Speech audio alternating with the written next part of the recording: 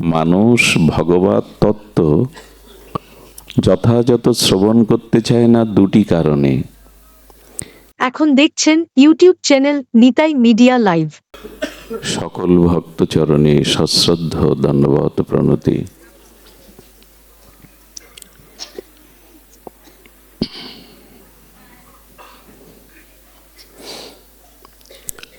এবং সতত যুক্তা যে ভক্তাস্তাং পর্যপাসতে যে চাষ্পাক্ষরং অবাক্তং তে সঙ্কে যোগবিত্তমা।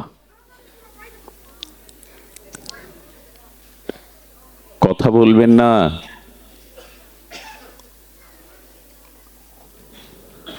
অর্জুন শ্রী ভগবানের কাছে একটি প্রশ্ন করলেন, তদ্গত চিত্ত হয়ে যারা তোমার উপাসনা করে আর যারা নির্গুণ অক্ষর ব্রহ্মের উপাসনা করে তাদের মধ্যে শ্রেষ্ঠ কে?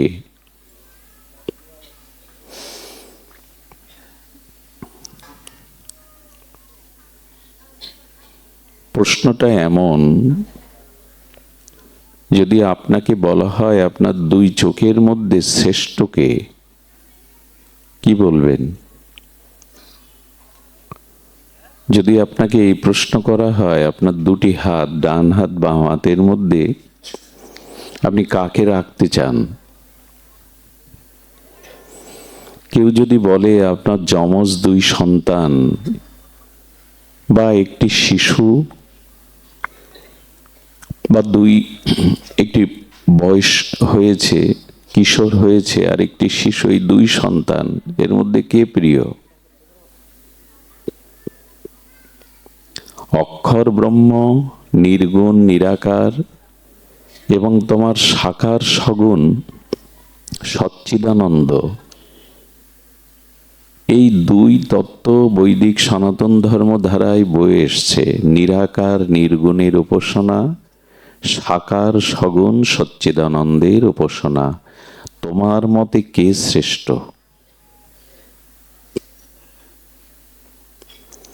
ভগবান প্রশ্ন ভালোবাসেন, জিজ্ঞাসা ভালোবাসেন। আমাদের মাঝে আর জিজ্ঞাসা নাই। জিজ্ঞাসা আছে জগৎ সংসার নিয়ে, আমি আমাকে নিয়ে, ভগবানকে, আত্মতত্ত্বকে, নিজের স্বরূপকে, ভক্তি তত্ত্ব কাকে বলে, ভাগবত তত্ত্ব কাকে বলে, প্রসাদ তত্ত্ব কাকে বলে, শ্রী গুরু তত্ত্ব কাকে বলে, শ্রী বৈষ্ণব তত্ত্ব কাকে বলে, শ্রী ধাম তত্ত্ব কাকে বলে, এই জাতীয় জিজ্ঞাসা প্রায় কমে গেছে।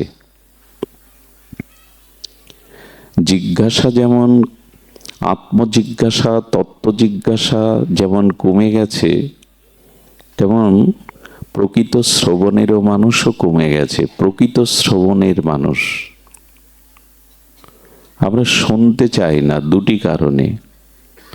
মানুষ ভগবত তত্ত্ব যথাযথ শ্রবণ করতে চায় না দুটি কারণে।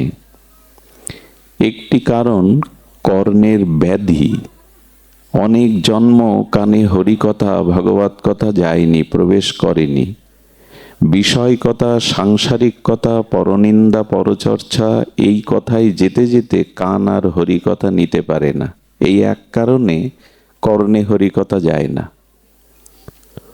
আর কারো কানে যদি শ্রবণ শক্তি কমে যায়, ব্যবস্থা করা যায়, অপারেশন করা যায়, ব্যাটারি লাগানো যায়, তার কানে গিয়ে জোরে জোরে কথা বললে শুনতে পায়, এও এক উপায়। আর এক কারণে মানুষ ভাগবত কথা শুনতে চায় না, সেই কারণটা, সেই ব্যাধিটা হলো অহংকার। আমি কম বুঝি, আমি কম জানি, বসে বসে শুনতে হবে, আমার বিদ্যা বুদ্ধি নাই।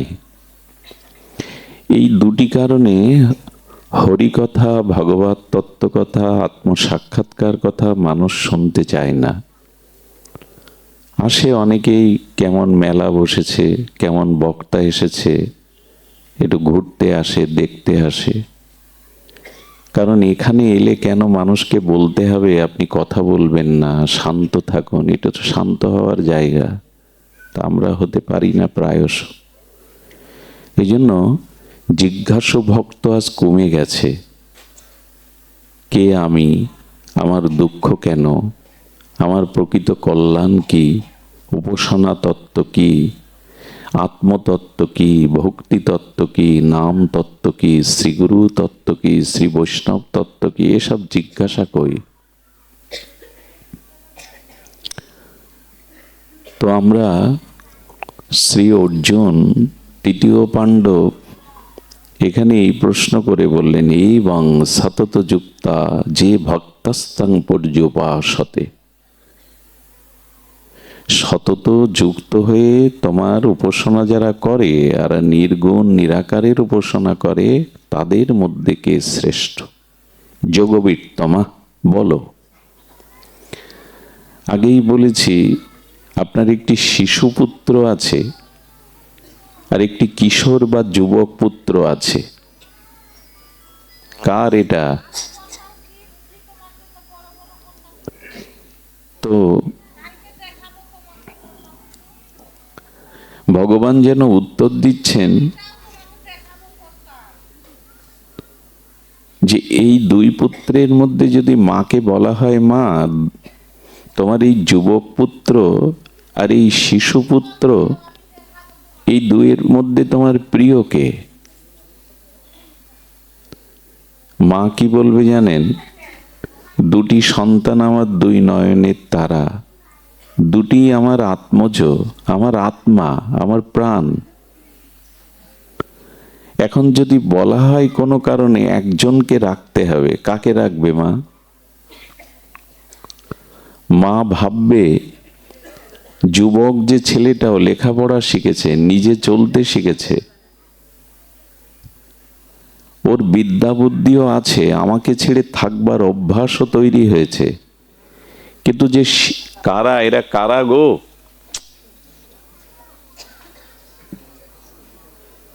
করে কি জানি। জয় রাধে। তো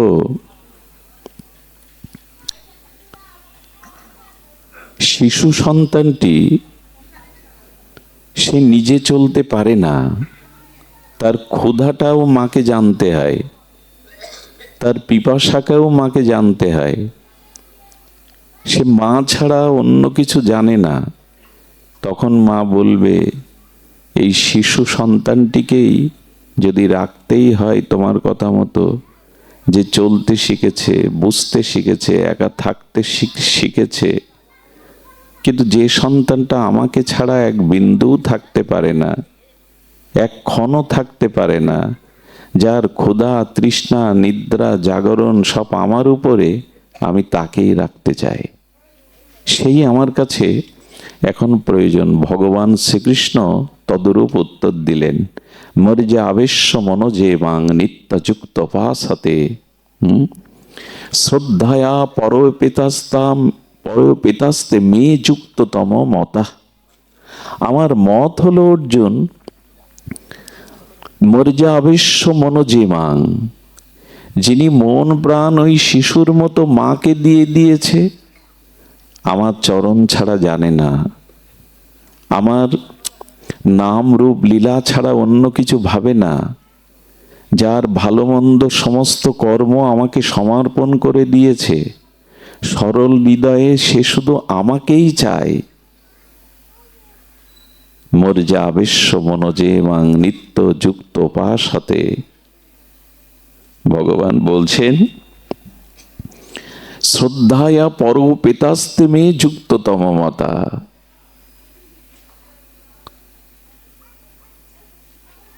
এমনি করে যারা সগুণ এবং সচ্চিদানন্দ ভগবানকে মনের আবেশে এবং প্রীতি সহকারে ভজনা করে, আমার মতে তিনি শ্রেষ্ঠ। অর্থাৎ সগুণ সাকার সচ্চিদানন্দ শ্রী ভগবানকে যারা মনের আবেশে মনপ্রাণ যুক্ত করে প্রীতির সহিত শ্রদ্ধার সহিত ভজন করে, আমার কি মনে হয় জানেন, ভগবানের অভাব নেই, ভক্তির অভাব নেই, হরিনামের অভাব নেই, ভাগবত অনুষ্ঠানের অভাব নেই, মঠ মন্দিরের অভাব নেই, কোনো কিছুর অভাব নেই। সব থেকে বড় অভাব শ্রদ্ধার। শ্রদ্ধায় ভগবান আছে, শ্রদ্ধায় প্রেম আছে, শ্রদ্ধায় ভক্তি আছে, শ্রদ্ধায় তত্ত্ব আছে। শ্রদ্ধা নেই তো কিছুই নেই। এবং আরো একটু বলা যায়, শ্রদ্ধায় ভগবান, শ্রদ্ধায় ভক্তি, শ্রদ্ধায় প্রেম, সবকিছু অঙ্গাঙ্গিভাবে জড়িত। এই জন্য শ্রদ্ধাটি চাই। শ্রদ্ধার সহিত যারা সচ্চিদ আনন্দকে সগুণ আর লীলাময় ভগবানকে মনের আবেশে ভালোবাসে, তারাই আমার মতে শ্রেষ্ঠ। শব্দটি এলো যে ওই শিশু সন্তানের মতো মায়ের প্রতি তার ব্যাকুলতা, আসক্তি, নির্ভরতা, সমর্পিত ভাব, এটাই শ্রেষ্ঠ। আমরা এখান থেকেই শুরু করি। ভগবান বলছেন, তুমি ওই শিশুর মতো হও, সমর্পিত জীবন যাপন করো। সমর্পিত জীবন যাপন করো। আচ্ছা, আপনার সামনে পুণ্যের দ্বারা সুখ আর পাপের দ্বারা দুঃখ দুটোই আসলে কি করবেন আপনি? মানুষ ধর্ম বা পুণ্যের দ্বারা সুখ পায়, আর অধর্ম বা পাপের দ্বারা দুঃখ পায়। এই সুখ দুঃখ নিয়েই আমাদের এই জগৎ।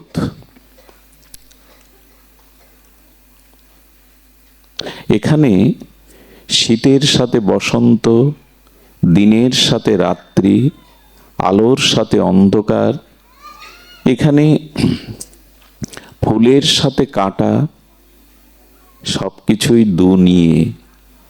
দুনিয়া। এই জন্য দুনিয়া। এখন পাপ এবং পূর্ণ, এর দ্বারা সুখ এবং দুঃখ আমাদের সামনে আসছে। কর্তব্য কি? পাপও ফুরায় না, কিছু কিছু পুণ্যও করি।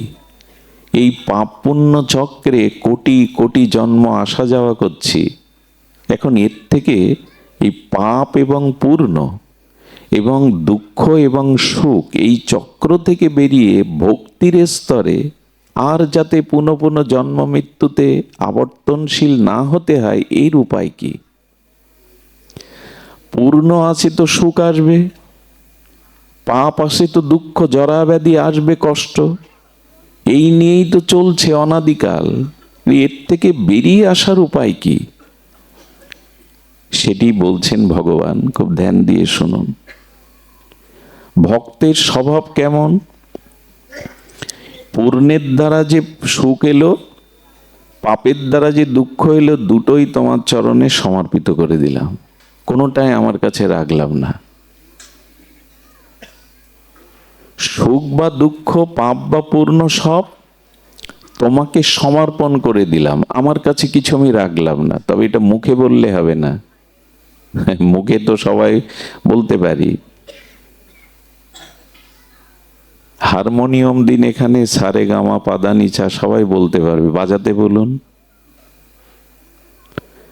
আমরা শিখে শিখে মাঝে মাঝে দু একটা ইংরেজি শব্দ বলি, লিখতে বলুন। তাধিন নিন্না, নাতিন তিন্না, এরকম বল, মুখে বলুন। তবলা দিন, আমরা প্রায় বলি সঁপে দাও, সমর্পণ করে দাও, আত্মসমর্পণ করো। এটা মুখে বলার বিষয় না। এটা আন্তরিকভাবে যদি, যথার্থ রূপে যদি সমর্পিত হতে পারেন, তাহলে কি হবে? আহা, খুব মূল্যবান, খুব মার্মিক বিষয়। এই যে সমর্পণ, এই যে ভগবানকে সমর্পিত করা, তখন এই পাপ পুণ্য যত সুখ দুঃখের ফল ভক্তকে ভোগ করতে হয় না। ভারটা তখন ভগবানের উপরে চলে যায়।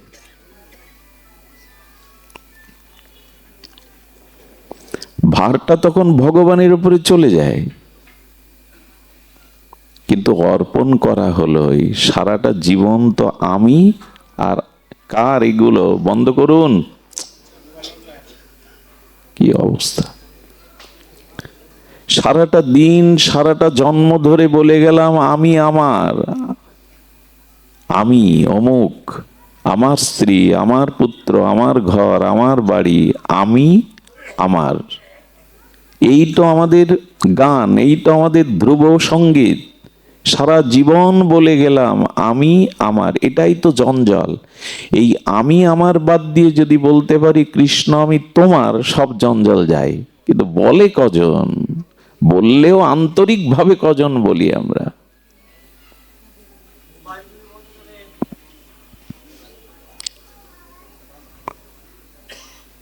কবে এই বোধ জাগবে, এই চেতনা জাগবে?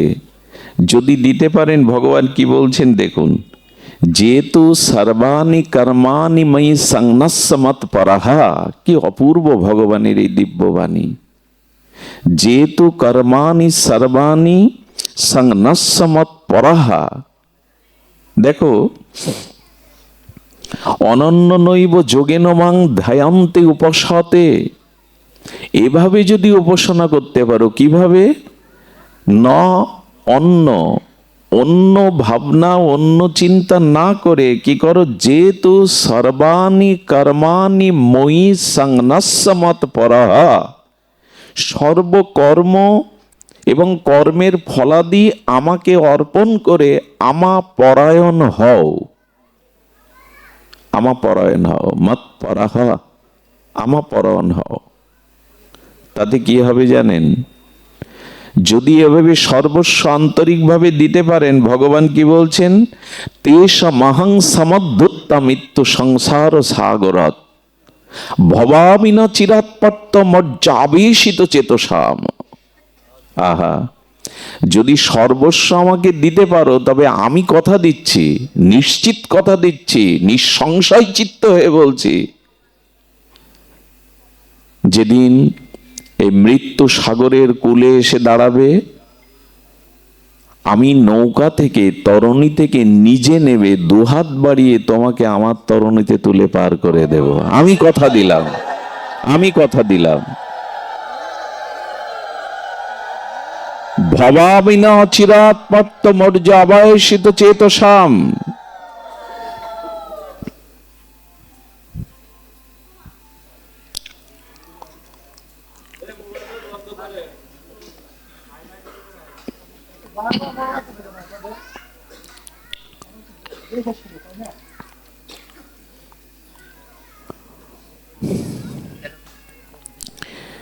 ভগবান বলছেন নিঃসংশয় চিত্ত থাকো। তুমি আমাতে সমর্পণ করলে, মৃত্যুর সময় যদি আমাকে স্মরণ করার শারীরিক মানসিক সক্ষমতা না থাকে, আমি তোমার হৃদয়ে বসে তোমার হয়ে নাম করিয়ে নেব। আমি কথা দিচ্ছি। ভবামিনা অচিরাৎ পার্থ। অচিরাৎ শব্দটা দিয়েছে, দেরি করব না, আর তোমাকে এই অভিশাপময় সংসারে জন্ম মৃত্যু চক্র ভোগ করতে হবে না। এটা মৃত্যু সংসার সাগরের কূলে আমাকে সমর্পণ করে দাঁড়াও, আমি দুহাত বাড়িয়ে বুকে টেনে নিয়ে তরণীতে তুলে তোমাকে অচিরাৎ পার করে দেব। এ কথায় ভরসা এলো? এ কথায় আমাদের ভরসা এলো কি? আসলে কি আর এই মরজগতে এভাবে ভোগ করতাম? মানুষের কত সমস্যা দেখুন, কর্মফল। আমারই ভগ্নিপতি খুলনা সিটি মেডিকেলে আজ 20 দিন ভর্তি, 14 দিন প্রায় আইসিইউতে। তার পাশে থাকা দরকার, পাটে আসতে হবে। বেরিয়েছি তখন আমারই এক ছোট কন্যাকে বেজি কামড়েছে, ডাক্তার দেখাবার লোকই নেই পাশে। এগুলো কেন? এই বাধাগুলো থাকবে, এটা কর্মফল। এই প্রতিকূলগুলো থাকবে। সেই দিনই আমাকে নিঃসংশয় রূপে পার করে দেবেন, যেগুলো সব কিছু সমর্পণ করে দিয়ে দাঁড়াতে পারবো। মোর যা আবেশ্য মনোজীবন, মন প্রাণ তাকে সমর্পণ করতে পারবো। একটা জিনিস বলি, শুনলে দুপা এগিয়ে যেতে পারবো, আমরা নিশ্চিত এগিয়ে যেতে পারবো। ভগবানের বাণীর মধ্যে অনির্বচনীয় শক্তি আছে। ভগবান বললেন যেহেতু সর্বাণি কর্মাণি ময়ি সংন্যাসমত পরা, কেন কর্ম সমর্পণ করতে হবে, কেন সর্বস্ব সমর্পিত হতে হবে, কেন বলে এছাড়া তোমার হাতে কোনো উপায় নেই। আমাদের হাতে অন্য কোনো উপায় নেই ভগবানের চরণে নিজেকে সমর্পণ করা ছাড়া। কোনো উপায় নেই, বলো না। কোনো উপায় আমাদের হাতে নাই। শরণ নিতেই হবে, সমর্পিত হতেই হবে। ভগবান বলেছেন, অহংকারে যদি আমার কথা না শোনো, বিনাশসী, অবশ্যই বিনাশ প্রাপ্ত হবে।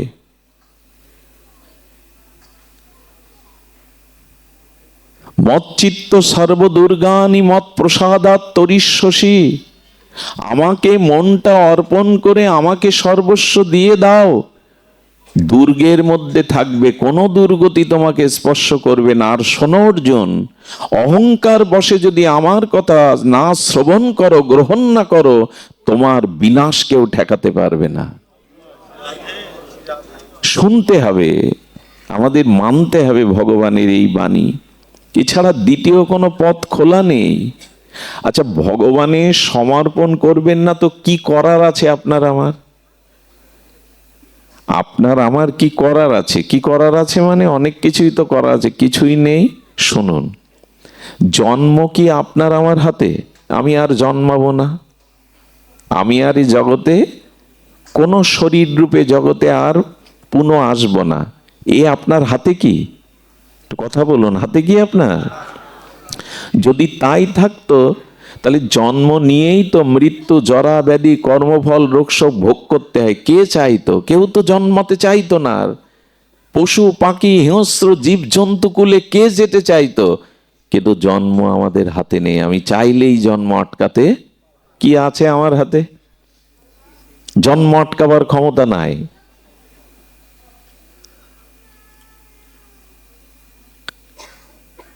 শুধু জন্ম না, কোনো কিছুই আপনার আমার হাতে নাই। অহংকারে মনে করি অনেক কিছু আমার হাতে নাই। যেমন দেখুন, জন্মটা যেমন আমি আটকাতে পারি না, পুনঃ পুনঃ কর্মভোগ, প্রারব্ধ ভোগের জন্য কখনো পশুকুলে, কখনো বা হিংস্র জীবজন্তুতে, কখনো বা বিকলাঙ্গ পঙ্গু অন্ধত্ব, কখনো বা ধনীর গৃহে গরিবের গৃহে রোগ শোক নিয়ে এই জন্মযাত্রা কবে থেকে চলছে তার ইয়ত্তা নেই। শুধু কি তাই, এই চোখটাও যে মেলে চাইতে পাচ্ছেন কারো দিকে, এও আপনার জন্য না। ঈশ্বর সত্তারূপে আপনার হৃদয়ে আছে আত্মারূপে, তাই চোখকে দেখতে পাচ্ছেন, ওটাও আপনার হাতে নেই। তাহলে মরার পরেও আপনি দেখতে পেতেন। এই এখানে কারা রান্না টান্না বন্ধ করে দিন। জয় শ্রী রাধে, জয় শ্রী রাধে। না, পরিবেশ পাই না, বড় ব্যথা লাগে। 4-5 ঘন্টার পথ অতিক্রম করে বিশ্রাম না নিয়ে পাঠেও যদি কষ্ট হয়, এটা খুব ব্যথা জাগে। গোবিন্দ একটা জিনিস বলেছেন গীতাতে, অশান্তস্য কুত সুখং। যিনি অশান্ত তিনি কোনোদিন শান্তি পাবেন না। শান্ত হতে শিখব কবে? শান্ত না হলে শান্তি পাওয়া যাবে না। হারিয়ে ফেলছি বারবার পথ। ফিরে আসি, এই যে আমি আমার জিহ্বা দিয়ে, কণ্ঠ দিয়ে দুটো ভাগবত বাক্য উচ্চারণ করছি, এও আমার হাতে নাই, এটাও তার হাতে। আত্মা আছে তাই কথা বলছে, মৃত ব্যক্তি কথা বলতে পারে না। আপনি কর্ণে হরিকথা শ্রবণ করছেন, এও আপনার হাতে না, এও তার হাতে। তিনি শোনাচ্ছেন আত্মারূপে হৃদয়ে বসে, তাই শুনছেন। কি করার আছে আপনার আমার, বলুন? কিচ্ছু করার নেই। কিন্তু অহংকারের বেলায় আমি আমার যায় না, সব আমি আমার।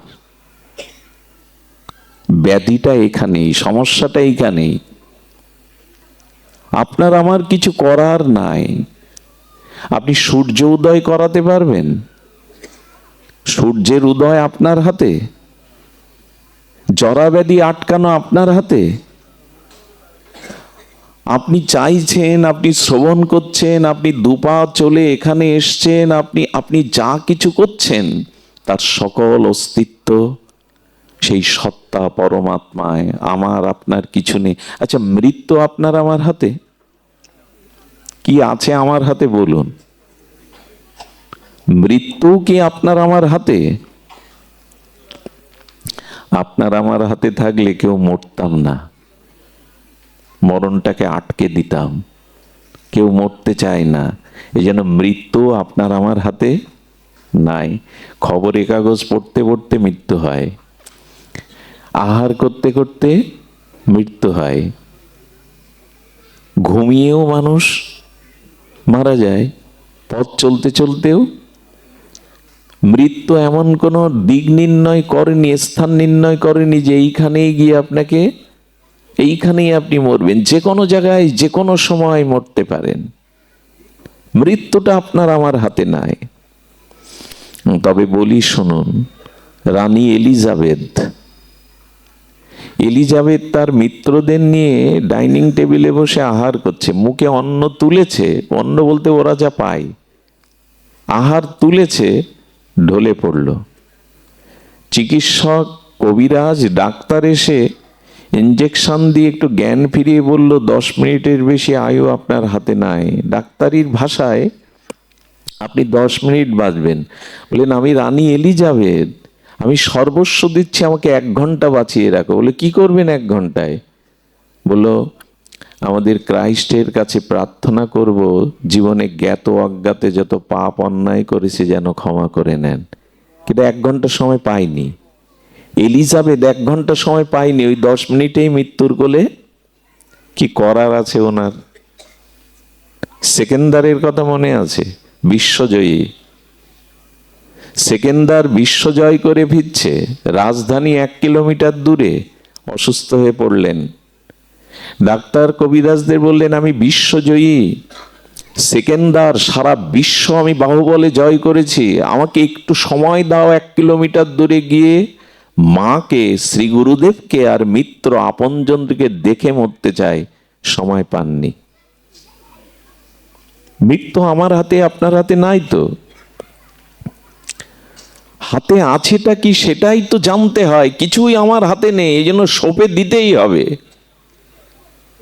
সমর্পিত হতেই হবে। কেমন জানেন? হাতে নাই, কিছুই হাতে নাই। আপনাদের মনে পড়ে, আমি আগেও একবার হয়তো এই কথা আপনাদের স্পর্শ করিয়েছি হৃদয়ে। ব্যাসদেবের একজন শিষ্য ছিল, তার নাম দাস। এই দাস ব্যাসদেবের সেবা করতেন, শিষ্য। একদিন কৌতূহল জেগে বলল, হে শ্রীগুরুপাদ পদ্ম, আমার কৌতূহল জেগেছে, আমার মৃত্যু কবে হবে একটু জানিয়ে দিন। ব্যাস ভগবান বলেন মৃত্যু কবে হবে এটা জেনে না জেনে তুমি ভগবানকে স্মরণ করো, ওটা তোমায় জানতে হবে না। উনি প্রজ্ঞাবান তো, ভগবান তো। দেখুন একটা কথা বলি, আমি যদি বাবুদাকে নিমন্ত্রণ করে বলি আমার বাড়ি আসুন, কিন্তু একটা শর্ত আছে, আপনার ছায়াটা আনবেন না, আসতে পারবেন উনি? তেমনি যেদিন জন্মেছি সাথে মৃত্যুটাও সাথে এনেছি, ওটা আলাদা থাকে না, সাথে আনা। এই জন্য ওটা সাথে, মৃত্যু অন্য কোথা থেকে আসে না, মৃত্যু আমার সাথেই থাকে।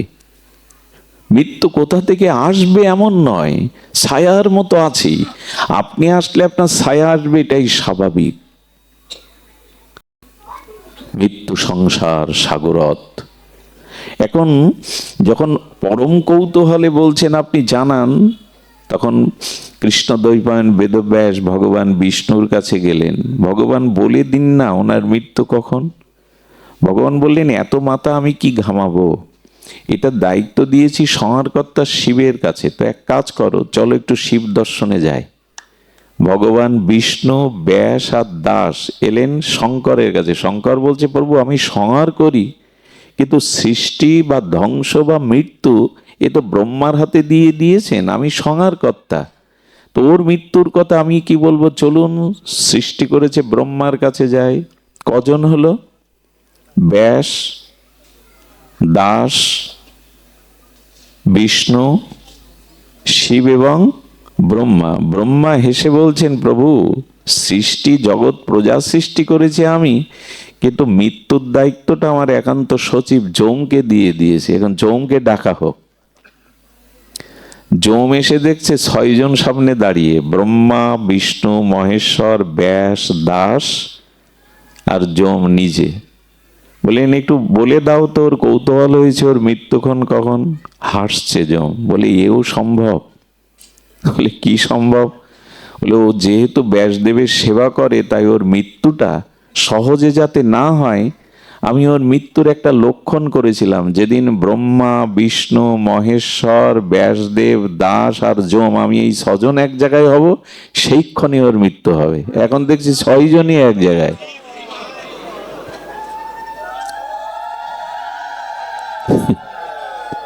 বলছেন এই 6 জন এক জায়গায় হওয়া সম্ভব না। সব সময় এই 6 জন এক জায়গায় একবার দিও, ভালো করে শোনো, একবার উলোধ্বনি দেবে, ভাগবতে একবার দিলেই হয়। অন্য সময় 7 বার 3 বার দিও নিয়ম, এখন একবার দাও। তো বলছেন এই 6 জন এক জায়গায় হওয়া সম্ভব না, কিন্তু ওর মৃত্যু এখন। আরেকটি ঘটনা আপনাদের হৃদয় স্পর্শ করবে, মৃত্যু আমাদের হাতে নাই, স্পর্শ করবে বলছে এই জন্য। একবার যমরাজ বারাণসীতে ভগবান শঙ্করকে দর্শন করতে, প্রণাম করতে এসেছিলেন। যখন এসেছেন তখন ভগবান শঙ্করের মন্দিরের সামনে দেখছে গরুর দাঁড়িয়ে, গরুর ভগবানের বাহন। বলে আপনি এখানে? বলে ভগবান বিষ্ণু এসেছেন ভগবান শঙ্করের সাক্ষাৎকারে। বললেন বাহ, এসেছি শিব দর্শনে, এখন 2 ভগবান দর্শন হবে, বিষ্ণু আর শিব একই সাথে দর্শন, খুব ভালো কথা। উনি যখন মন্দিরে প্রবেশ করছেন তখন ছোট একটা পাখির দিকে তাকিয়ে যম মহারাজ হেসেছেন। এখন যম যদি কারোর দিকে তাকিয়ে হাসে, তার মন ভালো থাকে? মৃত্যুর কালরূপ দেবতা যম হাসলে পাখিটা ভয়ে গিয়ে তাড়াতাড়ি চরণে পড়েছে গরুরের। আপনি ভগবানের বাহন, যম আমাকে দেখে হেসেছে মানে আমার প্রাণের ভয় করছে, নিশ্চয়ই আমার মৃত্যু যোগ আছে, আপনি আমাকে এখান থেকে সরান। গরুর বললেন আমার পিঠে ওঠো। কালরূপ কোন পর্বতে তাকে রেখে আসলেন, যেটা 100 বছরে ওই পাখি উড়ে যাওয়ার সম্ভাবনা বা সক্ষমতা নাই, কিন্তু গরুর গতির তো উনি সেই কাল পর্বতে রেখে এলেন, দ্রুত রেখে এসে হাঁপাচ্ছেন। এর মধ্যে প্রণাম করে যম বেরিয়েছে। যম বেরিয়ে আবার পাখিটার দিকে তাকাচ্ছে, ওর আয়ু তো এখনই শেষ হওয়ার কথা। গরুরকে হাঁপাতে দেখে বলছেন আপনি হাঁপাচ্ছেন বলে সব আপনার কারণে। আরে আপনি ওর দিকে তাকিয়েছেন, ও প্রাণ ভয়ে আমার কাছে শরণাপন্ন হয়েছে, আমি ওকে কোটি কোটি মাইল দূর সেই কাল পর্বতের চূড়ায় রেখে আসছি। তখন আরো জোরে হেসেছেন যম। আর এই মুহূর্তে ওকে বনবিড়াল খেয়ে ফেলেছে। আমি হেসেছিলাম এই কারণে, ওর পক্ষে 50 বছরে উড়ে ওই পর্বতে যাওয়ার কথা না, অথচ ওই পর্বতে ওর মৃত্যু ছিল। আমি ভাবলাম বেঁচে গেল, আমার বিধান বুঝি উল্টে গেল, আপনিই তাকে রেখে আসলেন ওইখানে।